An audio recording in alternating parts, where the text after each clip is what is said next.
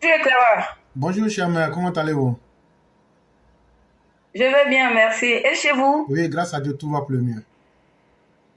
Ok, merci de me donner la parole encore aujourd'hui. Ok. Je salue tout le monde et encore merci éclaireur pour tout ce que vous faites. Alors, les ferrailleurs là, par rapport au déguerpissement, vous pensez que vous allez mener un bras de fer contre le gouvernement ou quoi? Ben, le gouvernement a entrepris des travaux d'aménagement d'Abidjan et les déguerpissements concernent 13 communes dans Abidjan. Donc vous pensez que Abobo va faire l'exception ou quoi?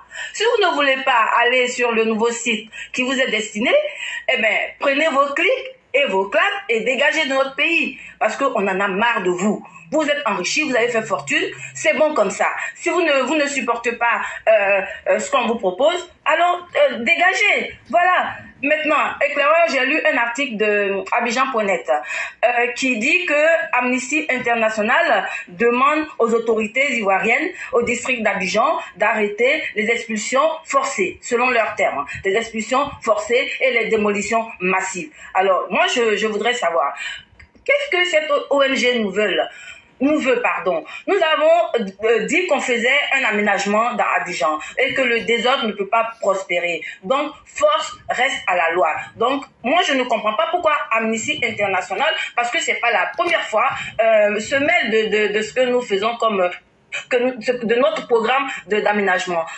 urbain. Donc je trouve que voilà, ce n'est pas normal. Maintenant, je ne sais pas si c'est vrai parce que c'est Abidjan.net qui publie l'article. Donc je voudrais dire à Amnesty International de nous laisser tranquilles, de laisser nos autorités continuer leur programme de développement pour Abidjan parce que voilà, c'est comme ça. On ne peut pas faire d'omelette sans casser les œufs. La question d'Amnesty International, cher mère, tout est relatif et donc ma réponse aussi sera basée sur du relativisme. Si c'est vrai, c'est que j'ai dit aussi là, c'est que c'est vrai.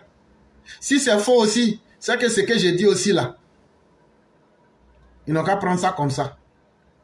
Puisque ça est déjà sur Abidjan.net, je leur pose la question, où se situe, cher mère, où se situe le siège d'Amnesty International à Abidjan?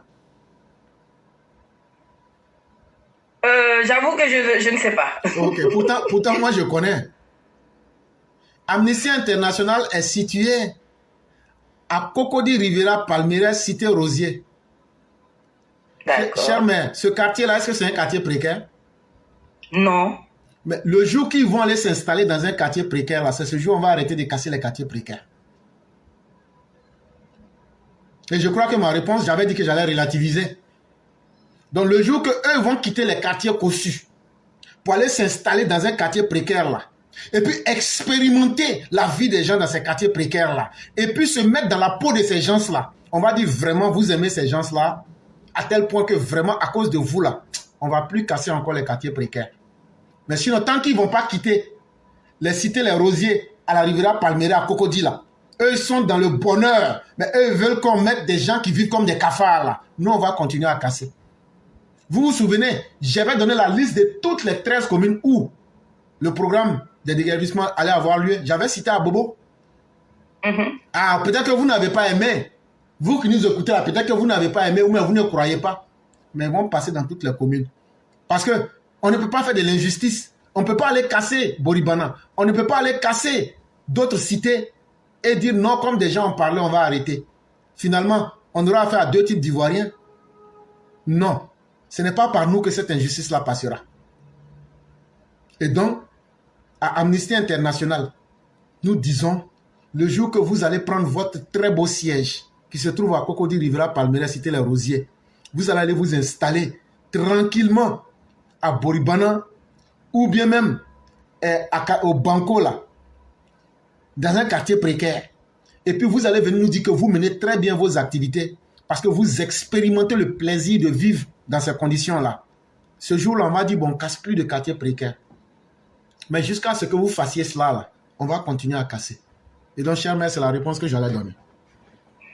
Ok, merci beaucoup, c'est bien répondu. Bonne suite d'émission à tout le monde. Merci et nous vous souhaitons une excellente journée. Merci. Je vous en prie.